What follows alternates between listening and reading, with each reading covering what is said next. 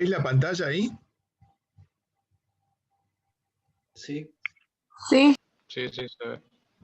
El power no se ve, pero la pantalla se ve. ¿Pero cómo? ¿No se ve el PowerPoint? No, el power no se ve. No, profe. A ver, pará. Espera un cachito. Espérame un segundo. A ver ahora. Ahí sí. ¿Ahora sí? Ahora sí. Ah, perfecto. Bueno, dale. Esa es la primer diapo. Sí, perfecto, profe. Cuando ustedes me digan, arrancamos, ¿eh? Tranquila, todo bien. Mientras tanto, ¿cuándo rinden? Mañana. ¿Mañana? ¿Mañana y la mesa hasta cuándo dura? ¿Hasta el viernes? No, la No, mesa es parcial. el 16 de noviembre. Ah, es un parcial. Ah, perdón, pensé que era un final. Sí, al final el 16 de noviembre. Ah, bueno, está bien. Sí, me parecía demasiado cerca la clase de consulta para hacer un final de clínica.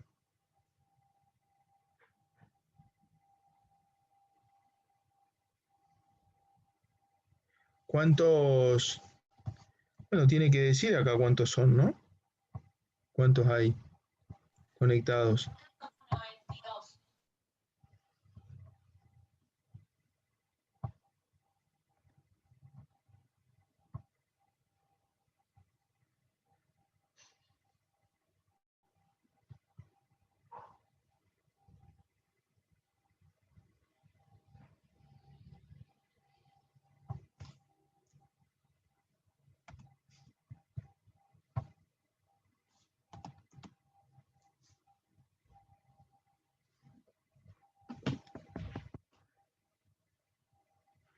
Bueno, ¿querés que empecemos? Dale, profe, sí. Bueno, Sí, me parece que sí, porque ya hay 95 personas y ya esperamos un ratito. Le agradecemos por la predisposición para dar la clase, siempre ayuda muchísimo esto antes siempre la de los tengo. exámenes. Así que te agradezco, Fernando, de parte del Centro de Estudiantes, la verdad que, nada, muchas gracias. Siempre la tengo, cuando quieran, incluso cuando tomo examen, les doy mi celular a todos para que vengan a la sala, para pasar sala, si quieren pasar sala, si quieren que demos toda la materia completa, en teórico se las doy, siempre estoy dispuesto a esto, porque esta es mi función y la cumplo lo mejor que puedo. Bueno, espérate que voy a correr esta imagen que me está molestando acá. Ahí está. Espérate que necesito achicar esto para ponerlo, ahora sí, para ponerlo así al costado. Bueno, vamos, ustedes si no me escuchan o algo, me lo dicen, ¿no? Sí, profe. Bueno, dale. ¿Qué es una cirrosis hepática? Una cirrosis hepática es la cicatrización del hígado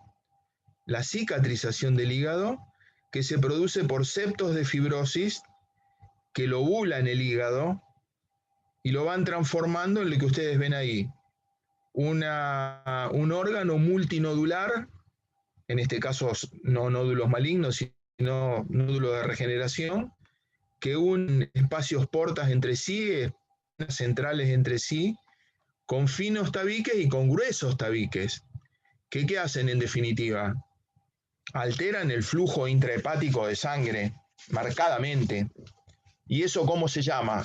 Cuando ocurre un trastorno en el flujo intrahepático de sangre porque hay una obstrucción al flujo normal de sangre. ¿Cómo se llama? Hipertensión portal. Eso se llama hipertensión portal porque la sangre entra y choca. Y al chocar no puede distribuirse naturalmente hacia las venas centrales y a la suprahepática para ser drenadas a la cava y a la aurícula derecha, y hay un flujo retrógrado. Esto se ve bien en el ecodoppler.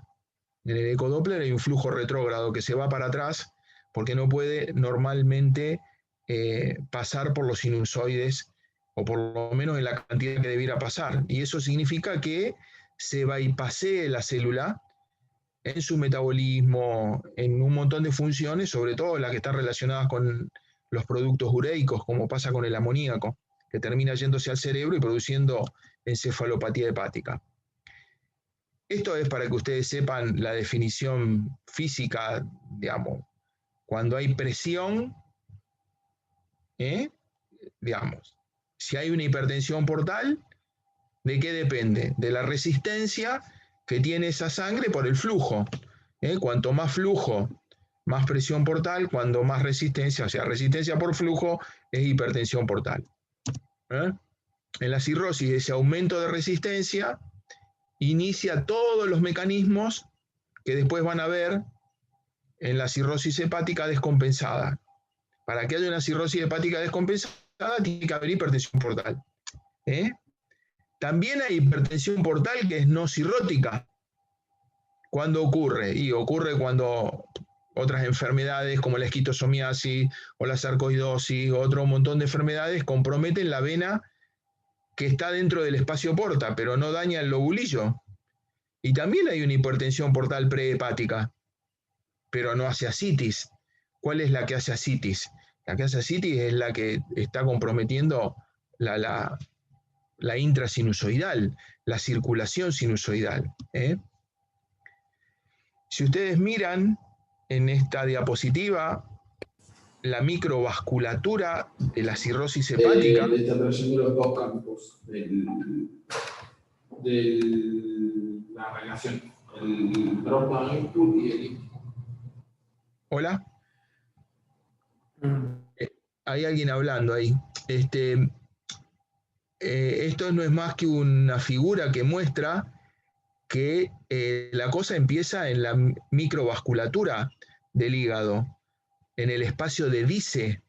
El espacio de Dice que ustedes ven ahí, ven acá, ahí está el hepatocito, acá está el sinusoide y ahí está el espacio de Dice, que es ese espacio que está entre el sinusoide y la célula.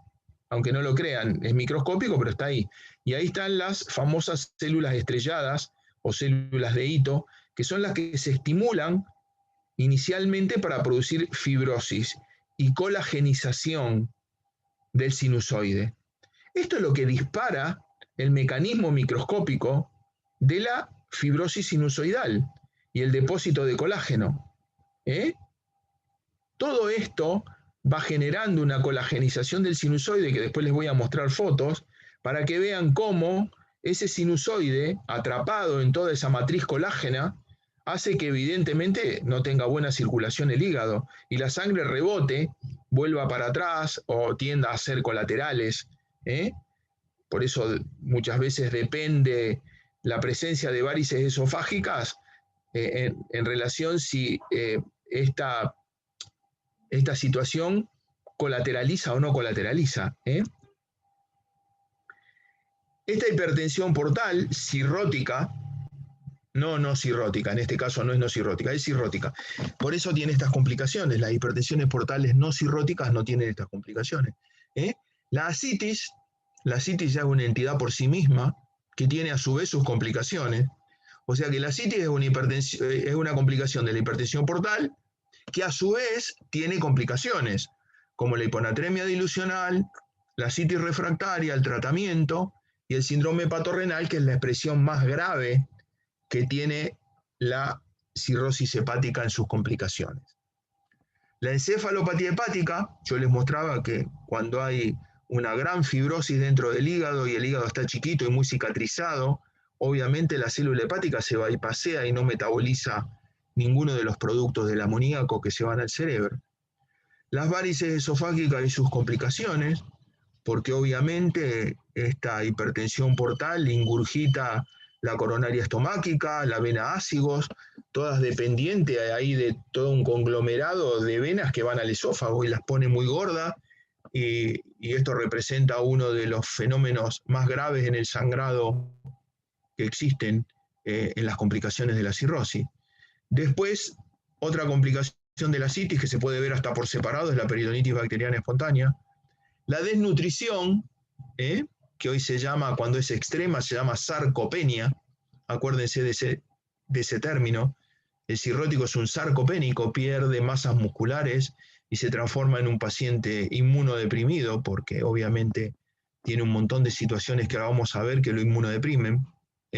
Y por último, tiene mucho más chance de hacer hepatocarcinoma. El 95% de los pacientes o más que hacen un hepatocarcinoma lo hacen sobre un hígado cirrótico. Si ustedes se acuerdan cómo es la anatomía normal del hígado, el hígado tiene un doble flujo, entra por la vena porta y por la arteria hepática.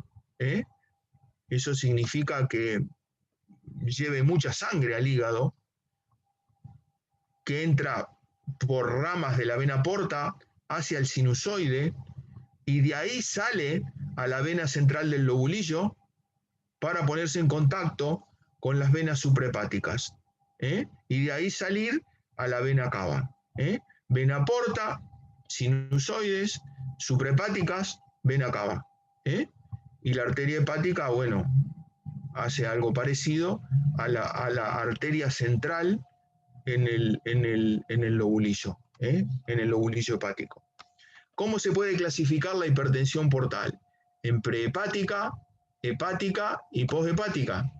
Y a su vez, la hipertensión portal hepática se puede clasificar en presinusoidal, sinusoidal y postsinusoidal. ¿Cómo se entiende esto? Lo van a entender mejor en este gráfico. Todo lo que es hipertensión portal prehepática está en la vena porta o en sus ramas, en la esplénica o la mesentérica, antes de la entrada del hígado. La hipertensión portal hepática es la que está dentro del hígado, que puede ser presinusoidal, sinusoidal o postsinusoidal.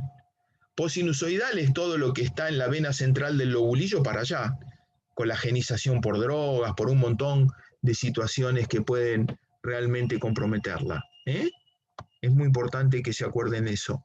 Y todo lo que es postsinusoidal va de la vena central del lobulillo hacia la vena hepática. El Budd-Chiari, por ejemplo, que tapa la suprahepática, es postsinusoidal, pero también la vena central del lobulillo es postsinusoidal, porque esa es la puerta de salida de la sangre que va del sinusoide a la vena central. Y acá tienen mucho más claramente cómo es la hipertensión portal postsinusoidal, formando parte de un trombo en la suprahepática, lo que se llama enfermedad de Budd-Chiari. Pero todo lo que ocurre de la vena central del lobulillo hasta la cava es síndrome de Budd-Chiari. Esto se llama enfermedad de Budd-Chiari porque fue descrita por, como el nombre lo dice, por Budd-Chiari y tapa la cava, ¿no? O la suprahepática acá. Pero todo lo que ocurra desde acá hasta acá tiene un montón de situaciones que son tóxicas, que son inmunológicas, que son infecciosas, etcétera, que pueden tapar toda esta zona, por eso se llama síndrome de Budd-Chiari, todo lo que tape desde la vena central del lobulillo hasta acá. Acá tienen ejemplos de hipertensión portal, poshepática, intrahepática y prehepática. Todo lo que es prehepático forma parte de la trombosis, incluso de situaciones a veces que están muy cerca de la bifurcación. Las intrahepáticas, presinusoidal, hipertensión portal idiopática, cirrosis biliar primaria, sarcoidosis, sinusoidal, alcohol, postsinusoidal, síndrome de obstrucción sinusoidal, son todas las situaciones que tapan la vena central del lobulillo, como un montón de medicamentos, como la satioprina, por ejemplo. La poshepática, el síndrome de Budd-Chiari, la pericarditis constrictiva, todo lo que va desde la venita central del lobulillo para arriba, hasta la aurícula. Por eso la pericarditis constrictiva también es una causa de hipertensión portal poshepática, porque bueno, hace todo un freno de la circulación normal, ingurgita el hígado a punto de partida de una obstrucción alta, y también entra en los diagnósticos diferenciales. ¿Cuál es la causa por la cual una hipertensión portal genera compromiso en varios órganos? Por ejemplo, en el riñón, porque hay vasodilatación esplácnica. y circulación hiperdinamica. Por eso los cirróticos son hipotensos, porque tienen una vasodilatación esplácnica, tienen un alto volumen minuto, porque tienen una circulación hiperddinámica, generada por la cirrosis, que puede comprometer un montón de órganos, fundamentalmente al riñón. ¿Y por qué se produce esa vasodilatación esplácnica? Cuando yo doy el seminario y hay 300 alumnos, lo hago muy dinámico y me gusta mucho parar la clase y preguntar qué piensan con esto. ¿Por qué piensan? ¿Por qué ocurre esto? ¿Por qué ocurre la vasodilatación esplácnica? A ver, ¿quién me lo dice? Sí, porque todo el aparato digestivo va a drenar al hígado y el hígado ofrece una resistencia. No, sí, está bien, pero pasa algo por lo cual existe vasodilatación esplácnica. ¿Qué ocurre? ¿Qué pasa en la cirrosis hepática? ¿Qué se libera? Por translocación. Van a liberar vasodilatadores endógenos. Bien, ¿y cómo se llama? Y el óxido nítrico, glucagón. Ah, perfecto. Óxido nítrico, nada más. Óxido nítrico. Óxido nítrico. La liberación de óxido nítrico produce esa vasodilatación esplácnica que también compromete el pulmón, que también compromete, bueno, el riñón con un cuadro de vasodilatación, pero de vasoconstricción periférica, que aumenta, como les dije, el volumen minuto cardíaco, que hay también comunicaciones arteriovenosas en el pulmón, y cuando ocurren todas esas comunicaciones arteriovenosas en el pulmón en una cirrosis hepática, ¿cómo se llama? Está ahí, síndrome hepatopulmonar. Y también puede haber vasodilatación en el cerebro, a veces con edema. Eso se ve más en la hepatitis fulminante. Comenzando por las complicaciones de la citis, ustedes saben que a veces la citis es tan importante que a veces compromete hasta la función respiratoria del paciente por sobrelevar el diafragma. Entonces, no pueden mandar a la casa a un paciente que ingresa con ascitis. Siempre tiene que ser internado, sobre todo cuando es ascitis a tensión, porque puede haber una peritonitis bacteriana espontánea y el paciente morirse al otro día, puede haber un sangrado varicial porque el paciente está descompensado.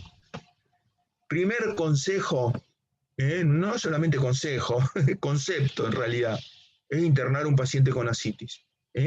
La sobrevida de estos pacientes está acortada después del primer episodio, al 60% a los 5 años, la sobrevida a 2 años es baja, mucho más si hay un síndrome hepatorrenal.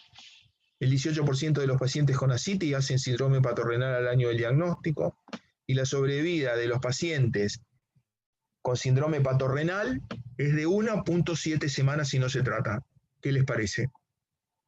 Estudios de Pérez Ginés, con quien tuve oportunidad de trabajar en Barcelona cuando trabajé hace muchos años, que son los, no inventores, no se puede decir inventores, pero son los que más trabajos a la literatura lanzaron en función del estudio de la citis del cirrótico, y su comportamiento y su pronóstico. Lo único que brinda un tratamiento efectivo es la curación a través del trasplante, porque el tratamiento del síndrome hepatorrenal, que es una complicación grave, a pesar de que lo hace salir al paciente del cuadro, obviamente cuando uno suspende el tratamiento, el síndrome hepatorrenal vuelve, porque es un trastorno neurohumoral,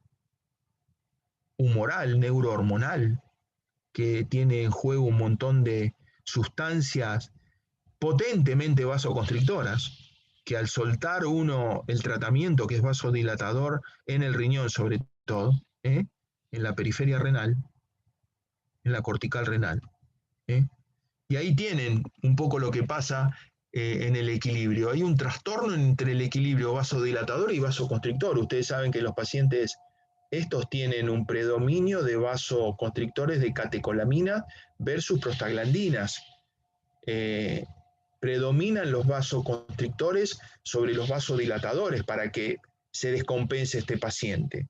Y los vasoconstrictores son muy potentes: endotelina, angiotensina, leucotrienos, tromboxano, versus los vasodilatadores que son óxido nítrico. Porque ¿qué pasa? Tiene que haber liberación de vasoconstrictores cuando existe una tremenda vasodilatación esplácnica, porque si no el paciente se muere hipotenso.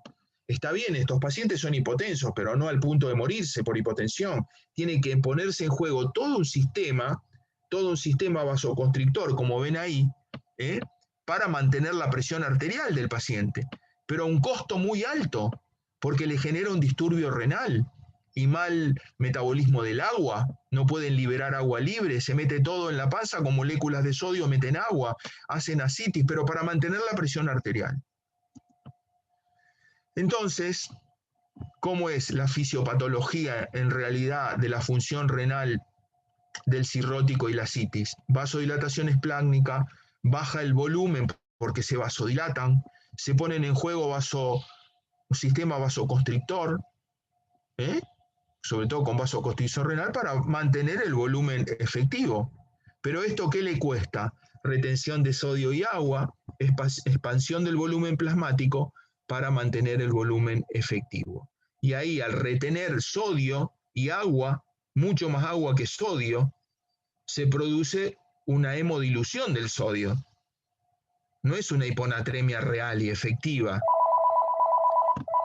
Perdón, no es una hiponatremia real y efectiva, es una hiponatremia dilucional. Dilucional. ¿Está? Eso es muy importante que lo sepan. Y el síndrome hepatorrenal es más de lo mismo. El paciente tiene una hiponatremia dilucional porque tiene una vasoconstricción renal, porque no puede excretar agua libre y se va llenando la panza, y a medida que va fallando el hígado, cada vez esta situación es más grave, hasta que en algún momento empieza a aumentar la uremia, la creatinina, y el paciente desarrolla un síndrome completo expresado en el laboratorio, que hay que distinguirlo rápidamente en la clínica y tratarlo, porque si no el paciente se muere, como leyeron ahí, en un promedio de 1.7 semanas, invariablemente. Se mueren todos los síndromes hepatorrenales si no hacemos algo. Estas son las 3 complicaciones más frecuentes de la ascitis refractaria, la hiponatremia dilucional y el síndrome hepatorrenal. ¿Cuándo definimos que una ascitis es refractaria? Todo esto yo lo pregunto en el examen de clínica o en el final. Cuando yo tomo clínica pregunto esto. ¿Cuáles son las complicaciones de la ascitis? ¿Cuáles son las complicaciones de la cirrosis? ¿Qué es una ascitis refractaria? ¿Cómo la definimos? Porque son cosas conceptuales. Ustedes tienen que saber cuándo se define una ascitis refractaria. Si estuviéramos en el seminario, en el teórico, pararía el teórico acá y les preguntaría, a ver, ¿quién sabe qué es una ascitis refractaria? ¿Quién sabe qué es una ascitis refractaria? A ver, como hoy, alguien me dijo bien hoy lo del óxido nítrico. A ver, ¿quién sabe qué es una ascitis refractaria? Es cuando hay la falta de respuesta con un tratamiento de 400 miligramos de espironolactona y mayor a 160 miligramos de furosemida. Perfecto, excelente. Muy bien ahí, eso es. Y la ascitis refractaria no es lo mismo que ascitis resistente, porque la ascitis resistente puede ser un paciente que sigue comiendo sodio. Siempre hay que agregar que el paciente no tiene resultado con ese tratamiento que vos me decís, pero en ausencia de estar comiendo sodio. Porque la ascitis resistente, el paciente sigue comiendo sodio, entonces no anda porque hace trampas, ¿tá? Y lo vemos en la práctica clínica. 5 a 10% de los pacientes con cirrosis y ascitis, con retención de sodio, hiponatremia dilucional, tasa de filtración glomerular baja, por eso el clearance de estos pacientes es muy bajo, son Child B o C de PUC. Ustedes saben lo que es el Child. El Child A no tiene ascitis, es una tabla que maneja 5 variables, 2 de la descompensación, como son la encefalopatía y la ascitis, y 3 variables clínicas, como son la albúmina, el tiempo de protrombina y la bilirrubina. Si es menos de 6 es A, si está entre 7 y 9, si mal no recuerdo, es B, y si está por arriba de 9 es C. O sea, acuérdense de que el Child PUC, B y C son los tipos más descompensados, y el C todavía más, tiene más bilirrubina, más hipoalbuminemia, y los síndromes hepatorrenales y la ascitis refractaria se ven en los pacientes que tienen Child C. Y la descompensación de estos pacientes, la descompensación, lo que dispara muchas veces esto son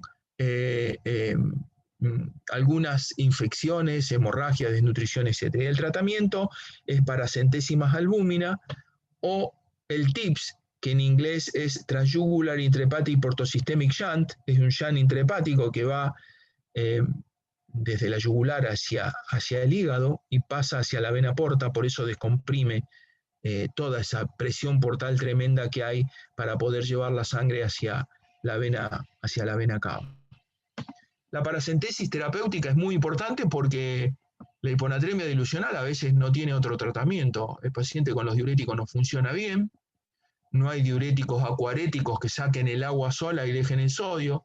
Cualquier tratamiento diurético va a interferir muchas veces en la pérdida de sodio con poca agua. Recidiva frecuente, requiere uso de albúmina, dependencia hospitalaria, hasta que estos pacientes se trasplanten. Este es un dilema, porque estos pacientes tienen indicación de estar trasplantados mañana a la mañana, o pasado mañana, y se trasplantan 2 años después y muchos se mueren sin trasplantarse, porque no califican para el score de MELT, que tiene que tener una creatinina muy elevada, bilirrubina muy elevada, estar muy enfermo, y estos tipos lo único que tienen a veces es una gran hipertensión portal, la bilirrubina no está tan alta, entonces no califican con el MELT, que tiene que tener por lo menos arriba de 25, tienen 20 y así están, sin trasplantarse muchas veces desafortunadamente hasta que se mueran. Acá tienen un ejemplo de un TIPS, que es una prótesis transyugular, que está dentro del hígado, expandible, y que empieza a hacer comunicar normalmente la sangre desde la vena porta hacia la vena cava, con la consecuencia muchas veces de que puede aumentar la encefalopatía hepática, porque ustedes no mejoran el contacto de todos los nutrientes y de todos los productos de detoxificación con la célula hepática para que los metabolice, los mandan para la circulación sistémica. Entonces hay un alto porcentaje de pacientes que puede hacer encefalopatía hepática. Por eso está contraindicado en los pacientes con severa insuficiencia hepática, sobre todo los pacientes con Child-C. Esta hiponatremia dilucional vemos que es más de lo mismo. ¿Y qué concepto tenemos que tener? Que dificulta el tratamiento de la citis, que compromete la calidad de vida del paciente, que tiene que estar permanentemente sacándose líquido acítico, que aumenta la mortalidad y la morbilidad, porque muchas veces en tantas paracentesis puede hacer peritonitis bacteriana espontánea, son de mal pronóstico, son pacientes ideales para drogas acuaréticas que estuvieron mucho tiempo en investigación y que fueron suspendidas en los fase 3 porque realmente deshidrataban y traían otras complicaciones y siguen en investigación. Hasta que no aparezcan buenos acuaréticos, esta hiponatremia dilucional va a ser un factor de complicación realmente muy molesto y muy importante. Nosotros en la sala 15 tenemos permanentemente pacientes evacuándose quincenalmente, cada 20 días, y los pobres así viven, con poca diuresis, con dificultad para la llegada del diurético y evacuándose con infusión de albúmina. ¿Qué es un síndrome hepatorrenal? ¿Cómo es su fisiopatología? ¿Cómo es su presentación clínica y cómo se maneja el paciente con un síndrome hepatorrenal? Esas son las 4 preguntas claves que yo hago en el examen, porque si una de las cosas que pregunto realmente es el manejo de un síndrome hepatorrenal, porque ustedes a lo mejor no pueden saber finamente, bueno, algo de la fisiopatología, pero cómo se presenta y cómo se clasifica y cuántos tipos hay y cómo lo manejan en la práctica clínica, no pueden dejar de saberlo. O cómo hacen el diagnóstico de un síndrome hepatorrenal. El síndrome hepatorrenal es un cuadro que no se ve en un paciente con poca citis. Se ve en un paciente con mucha citis. Y en general la citis a tensión.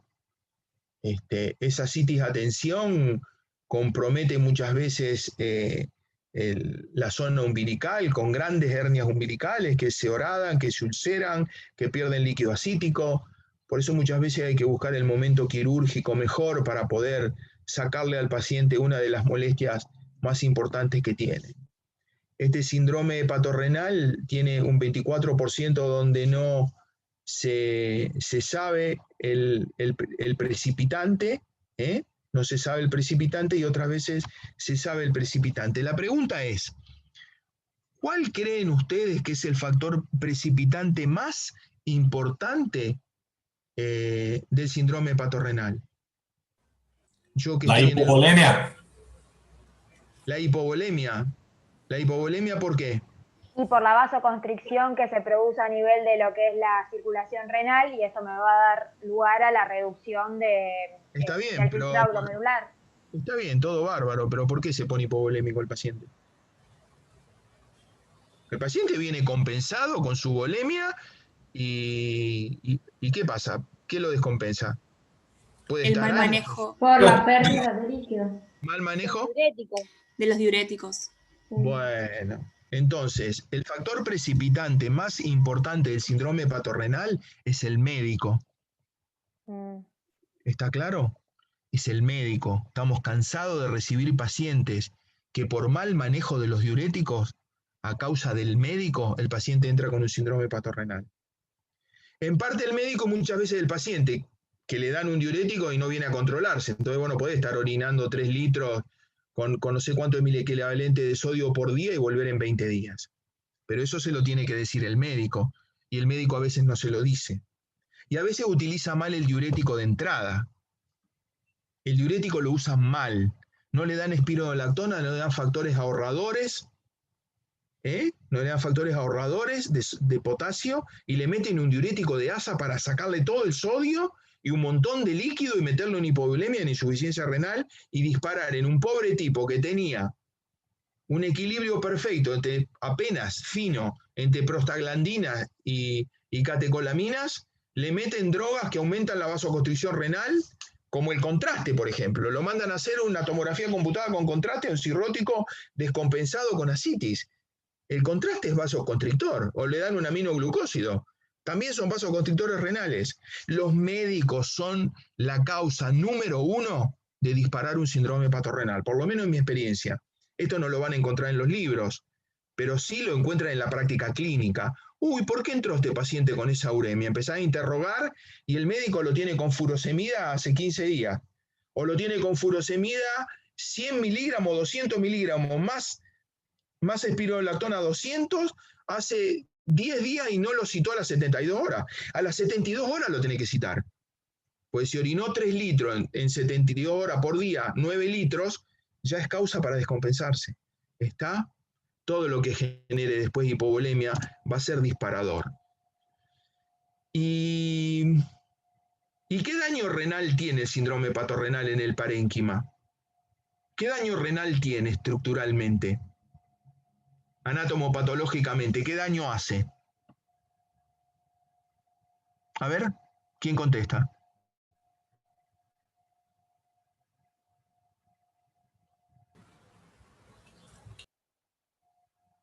Bueno, jueguense, digan algo, total. Necrosis. Una isquemia, necrosis. ¿Qué? Una isquemia y después necrosis. No, ninguna de las dos cosas. ¿Quién no más? ¿Verdad? No, o sea, yo porque lo que había entendido no se producía un daño estructural a nivel del parénquima renal, sino excelente, que había... excelente. Claro, porque es prerrenal. Excelente. Claro.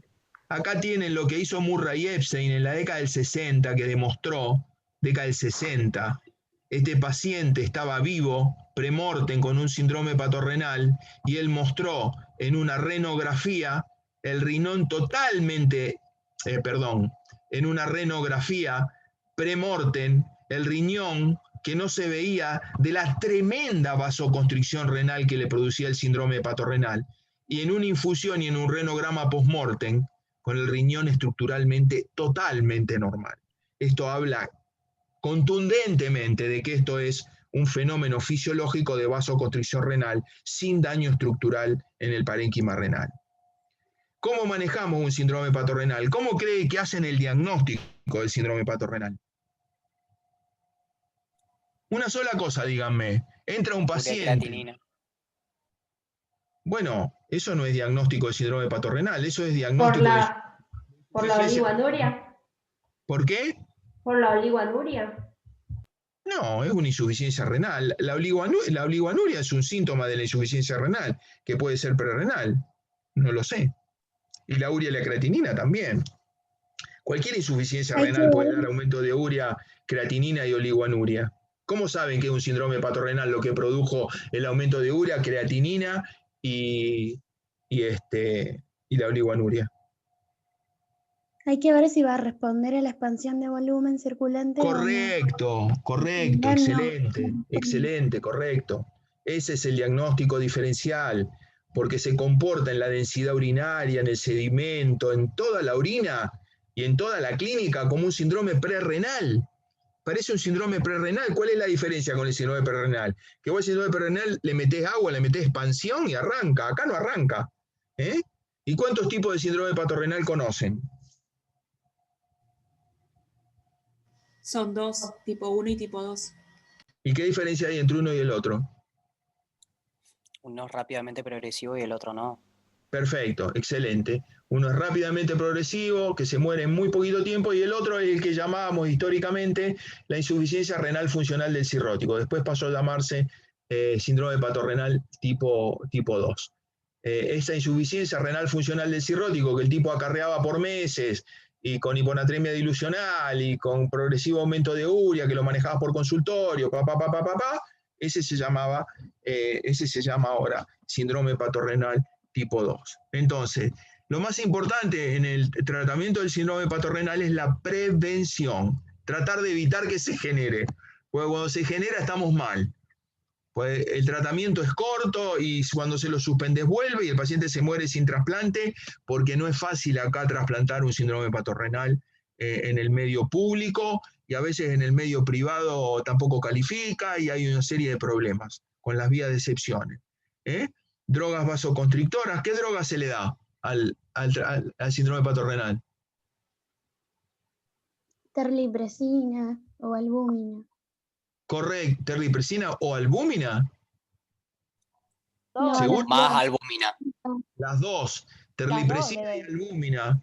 Fueron los estudios hechos de nuevo en el Clínico de Barcelona, por una doctora que trabajó que es argentina, y que hizo un estudio que publicó en Hepatology alrededor del año 2007, por ahí, si mal no recuerdo. No tiene tanto tiempo, que se vio que el tratamiento era terlipresina y albúmina. Muchas veces los TIPS sirven, pero como estos pacientes son Child C, tienen una suficiencia hepática muy mala, no se recomienda. La diálisis a veces sirve, pero son pacientes de mucha gravedad.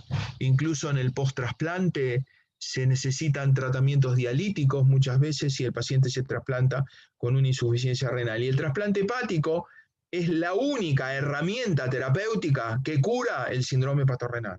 ¿Está? El resto es un puente al trasplante.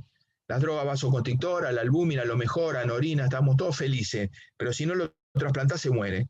¿Está? Porque no lo puede mantener eternamente con drogas vasoconstrictoras y albúmina. La prevención, tratar la depresión de volumen, cuidado con la diuresis, cuidado los médicos que manejan más los diuréticos, evitar las drogas nefrotóxicas, como yo les decía recién, el contraste endovenoso, los inhibidores de la angiotensina, reconocer y tratar las infecciones. Muchas veces el síndrome hepatorenal combina una necrosis tubular aguda. A veces pasamos sala con los residentes y dicen, no, es una necrosis tubular aguda, porque pierde albúmina, porque tiene esto, porque tiene este sedimento. ¿Y vos cómo estás seguro que no tiene un síndrome hepatorenal y una necrosis tubular aguda? Cuidado que las infecciones, sobre todo las endotoxemias, que no se ven como infecciones, porque no son bacteriemias, son polisacáridos de la pared de los gram negativos que circulan y producen vasoconstricción renal, clavan el riñón, y ahí está el tipo con un síndrome hepatorenal disparado por una necrosis tubular aguda, y el paciente tiene las dos cosas. Las drogas vasoconstricciones, terlipresina y albúmina, el TIPS, mejor hacerlo en una hemorragia varicial donde el tipo se te puede morir después de 2 episodios de sangrado que no pudiste cohibir con bandas o con esclerosis, y bueno, metele un TIPS porque se te va a morir el paciente. Pero cuidado que no se hace en los síndromes hepatorenales con baja suficiencia hepática. Ahí ya les mostré cómo se ponía el stent y qué significaba el TIPS. Reduce el gradiente, reduce el flujo, pero aumenta el shunteo portosistémico, y si aumenta el shunteo portosistémico, ¿qué pasa? Hay mucha derivación de productos ureicos, como es el amoníaco, al cerebro, y estos tipos profundizan en un 20-30% la encefalopatía hepática.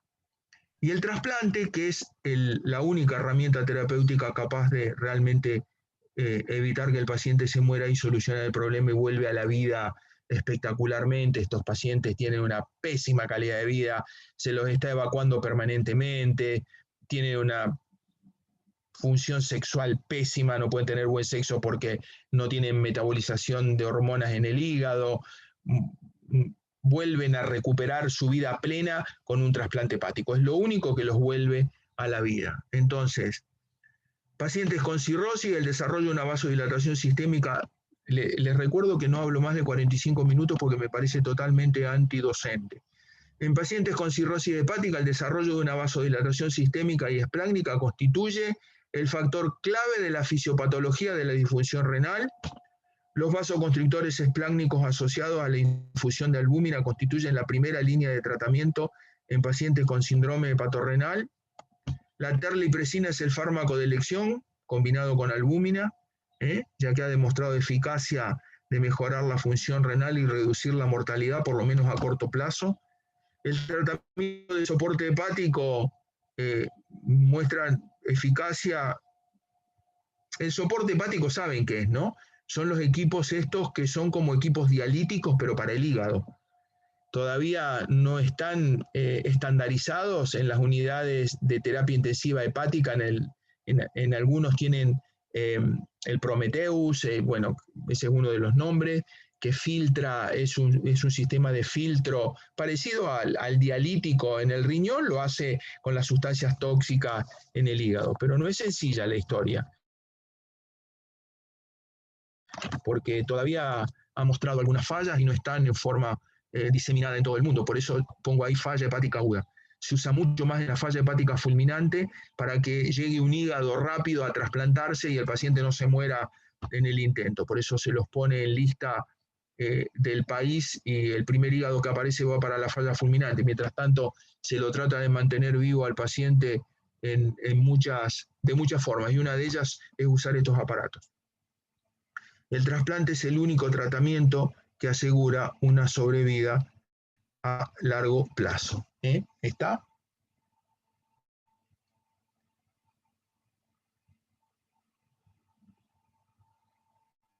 ¿Te quieren hacer preguntas?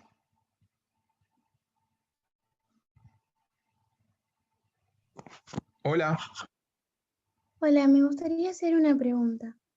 En el tratamiento de la hepatitis refractaria, donde le vas a hacer una paracentesis evacuatoria, ¿le tenemos que agregar albúmina también o no es necesario? Sí, exacto, muy buena tu pregunta. Tenés que hacer, a partir de 4 litros, a partir de la extracción de 4 litros, le tenés que agregar albúmina. Eran alrededor de 30 gramos por líquido extraído. Esto termina siendo casi un frasco de albúmina cada 2 litros más o menos, o litro y medio. Un frasco de albúmina cada litro y medio que vos extraigas, pero a partir de los 4 litros. A partir de los 4 litros. Genial, muchas gracias. Profe, yo tengo una pregunta. Dale. Hoy en día, ¿las hepatitis virales siguen siendo más frecuentes que las hepatitis por fármacos? Sí, por lejos. La hepatitis por fármacos, por lejos. La hepatitis por fármacos es una situación infrecuente en la práctica clínica que se da con la mayoría, salvo el tratamiento para la tuberculosis, que tiene entre 1 y 3% de hepatotoxicidad clínica. O sea, entre 1 y 3 pacientes de 100 van a ser hepatotoxicidad. La mayor parte de las drogas tienen entre 1 y 10.000 y 1 en 100.000 casos.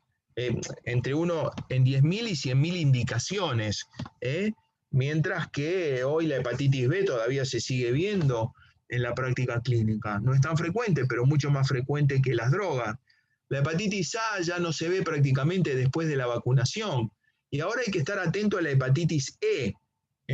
La hepatitis E es un virus entérico también, parecido a la que lo transmite el cerdo. También se ha visto en camellos, en ciervos, en otros animales, pero el cerdo mal cocinado, ha habido epidemias de comensales que han comido cerdo mal cocinado en los chiqueros, gente que manipula o faena los chanchos, hay estudios hechos de tasas de anticuerpos. Nosotros hicimos un estudio en 600 pacientes que estudiamos las enfermedades hepáticas y en un 5% encontramos anticuerpos en contra del virus E. La mayor parte de los pacientes no cuenta que hayan tenido una enfermedad aguda, pero hay que estar atento. El virus E es un virus que está entre nosotros.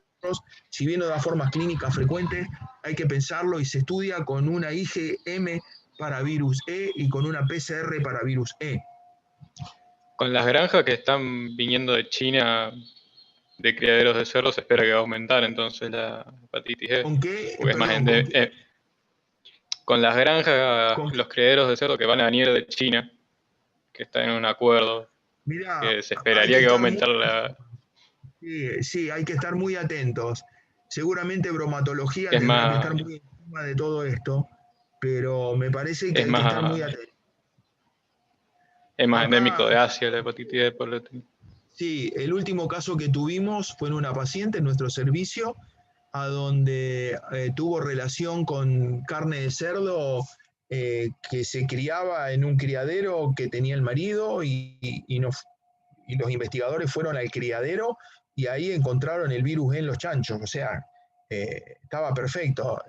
No son frecuentes, pero esa es una hepatitis que está entre nosotros y la tasa de anticuerpos que tiene la población general es entre un 5, un 3 y un 5%.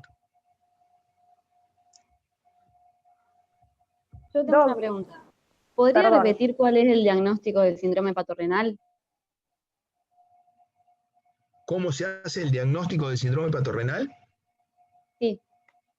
El diagnóstico del síndrome patorrenal se hace en un paciente cirrótico, descompensado, en general con ascitis a tensión, con un hígado chico, en general ictérico, que está en falla hepática crónica, que tiene un montón de variables para estar en falla hepática: hígado chico, insuficiencia renal, ascitis a tensión, hiponatremia dilucional, al cual le haces una urea y una creatinina y están elevadas, y el paciente está oligoanúrico. Con todo eso, si vos lo recibís con esas características, orinando 300, 400 en 24 horas, lo expandís. Le metés albúmina, le metés dextran, le metés hasta fisiológico, rápido, y lo expandís. Le expandís la volemia. Si el paciente empieza a orinar, con la expansión de volemia no es un síndrome patorrenal. El síndrome patorrenal tiene una vasoconstricción cortical renal tan marcada que ninguna expansión lo afloja. Ninguna expansión afloja esa vasoconstricción renal.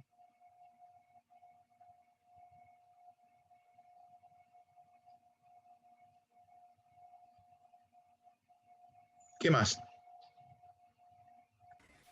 En relación a las hepatitis, una duda. ¿Es más alta en frecuencia la autoinmune que la que es por fármacos? Sí, la autoinmune es mucho más frecuente, sí. La autoinmune, miren, me parece que es un buen momento para hacer una distinción entre algo frecuente, infrecuente y raro, ¿no? La hepatitis viral es frecuente, la hepatitis autoinmune es infrecuente y la hepatitis por fármaco es rara. ¿Entendió? Sí, muchas gracias. Otra cosa que les quería agregar, que no la describimos, pero que yo a veces la pregunto en el examen, que ustedes saben, es la peritonitis bacteriana espontánea, que es complicación del síndrome ascítico, y que es la infección del líquido ascítico, que se presenta con dolor abdominal, a veces sin nada. Como está tramposa, y vos le tenés que hacer siempre una paracentesis al cirrótico, a veces te aparece una peritonitis bacteriana espontánea. Entonces, una de las preguntas que yo hago en el examen es ¿cómo haces el diagnóstico de la peritonitis bacteriana espontánea?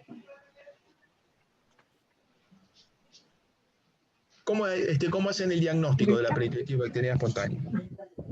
Con más de 250 polimorfos en el líquido acítico. Con más de 250 polimorfos en el líquido acítico. Excelente. Esa pregunta la sabe el 20%, el otro 80% no la sabe cuando tomo examen. Y ya arrancamos mal de entrada. Pero no podés no saber cómo hacer el diagnóstico de una peritonitis bacteriana espontánea.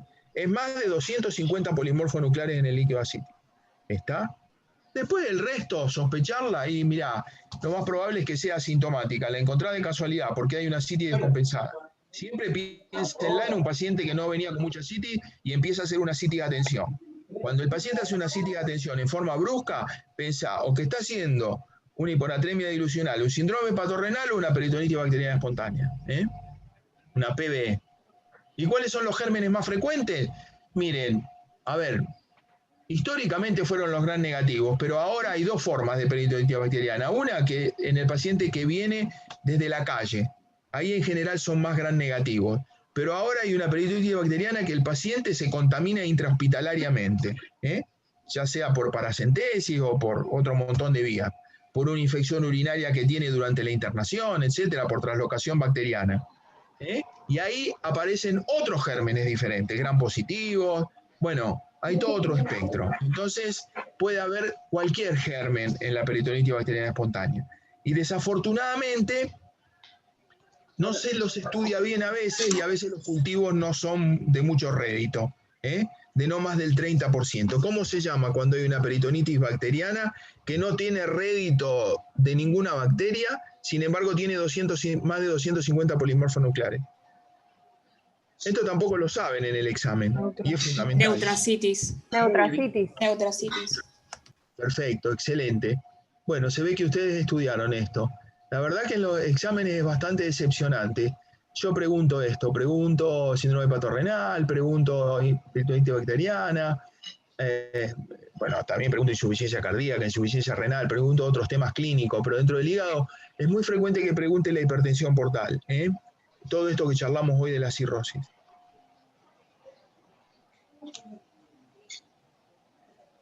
¿Qué más?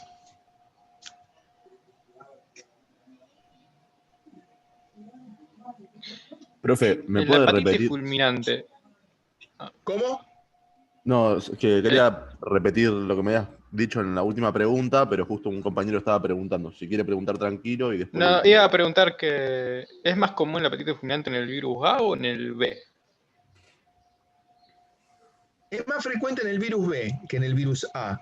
Ahora no vemos más en el virus A, porque el virus A desapareció del mapa prácticamente en la Argentina después de los planes de vacunación del 2001, 2002. Hasta 2007 Argentina era en Latinoamérica el país que tenía la tasa más alta de fulminante en pediatría por el virus A.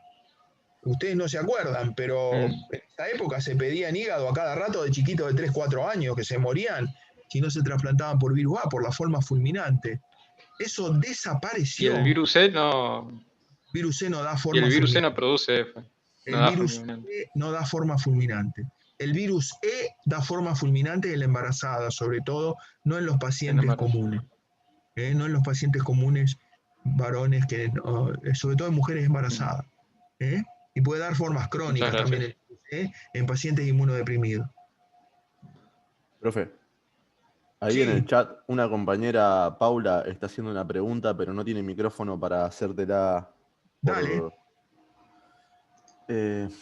Bueno, te la leo. Profe, una consulta. En la clase de ictericia y hepatitis decía que el valor de fosfatasa alcalina tenía que ser de 112 unidades y en el hemograma que tengo dice 80 a 300 unidades internacionales por litro. ¿Cuál sería el valor correcto? ¿De la fosfatasa alcalina? Sí. La fosfatasa alcalina tiene variaciones según los laboratorios.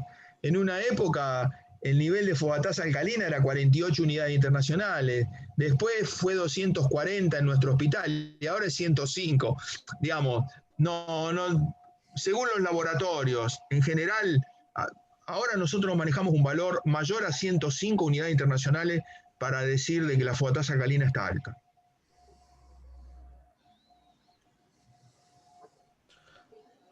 Buenísimo. Y ahora te hago la pregunta que yo te quería hacer respecto, que ya te la hicieron recién, en realidad la hiciste vos, solo que no llegué a notar el término que habías utilizado cuando no era una gram negativa. ¿Cómo? Sí.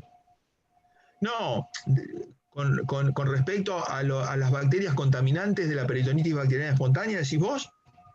Sí. Mirá, los gérmenes históricamente más frecuentes de que rescatás en la peritonitis bacteriana espontánea son los gram negativos y a la cabeza la Escherichia coli. ¿Está? Por eso la ceftriaxona, la cefalosporina de última generación, sin usar aminoglucósidos, obviamente por la cirrosis hepática descompensada, son las bacterias más frecuentes. Ahora, estamos viendo gram positivos y hasta anaerobios a veces en el líquido acítico de pacientes que hacen peritonitis bacterianas intrahospitalarias, que no son extrahospitalarias, que no son de la calle, ¿está?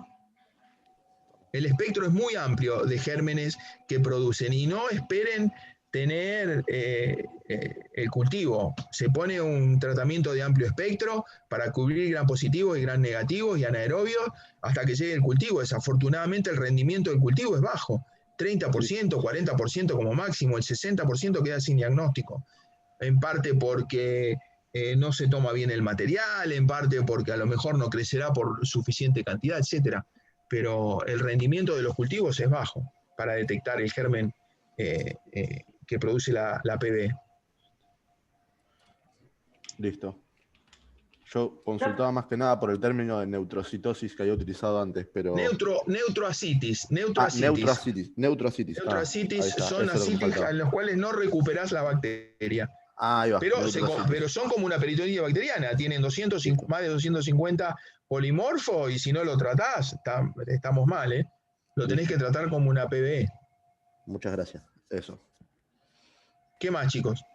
Doc, en relación al tratamiento de la peritonitis bacteriana espontánea, yo tengo anotado que le damos empírico, antibióticos, y que después de 48 horas hay que repetir la paracentesis para ver si disminuyeron los polimorfos nucleares. Le tenés que dar antibióticos y albúmina a la PBE, no solamente antibióticos. Antibiótico y albúmina.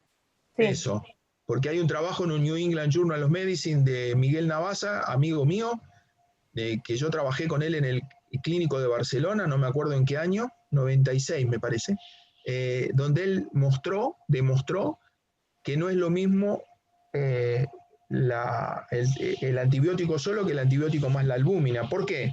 ¿Por qué te parece que hay que darle albúmina a la PB?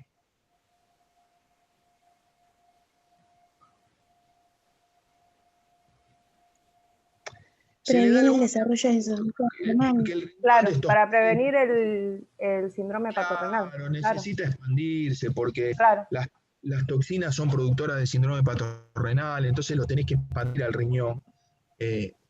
¿Y qué otra cosa me preguntaba? A lo mejor te interrumpí tengo yo anotado, con esta respuesta. no, de hecho lo tengo anotado, tengo digamos que es antibióticos más albúmina, pero tengo después una nota que dice que después de 48 horas de haber comenzado el tratamiento antibiótico hay que repetir una paracentesis para ver si disminuyeron los polimorfos. Ahí está. Totalmente. A las 48 horas de rutina hay que hacer una punción y los polimorfos tienen que haber bajado por lo menos a la mitad para hablar de qué respuesta. Estamos, gracias. Exacto. Profe, una pregunta, ¿puede pasar su mail por si nos van surgiendo dudas? Si se puede.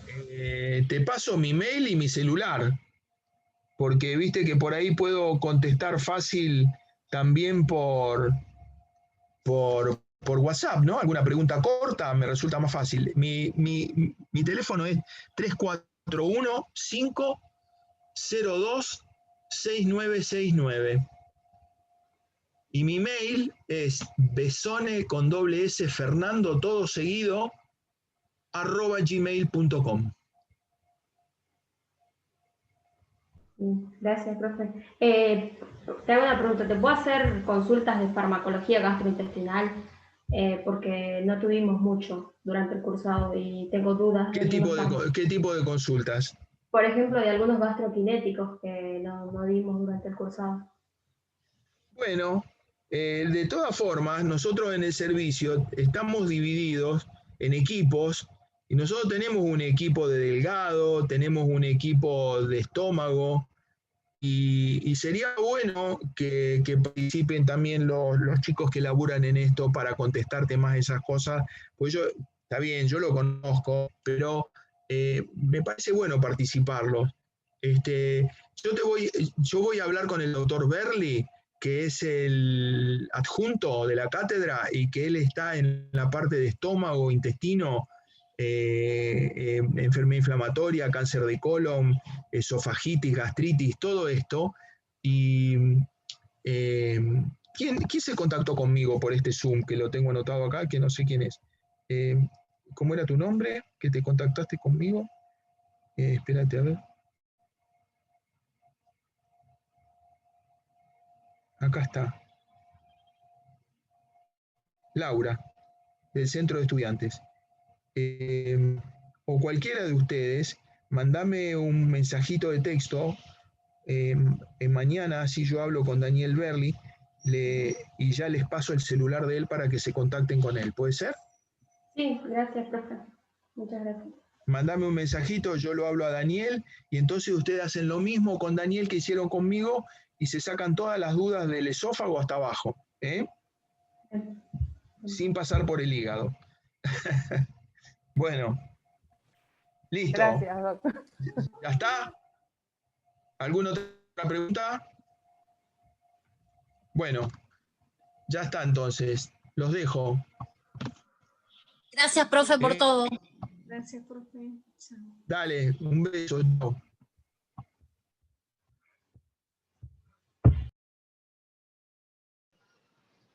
Chao, gracias.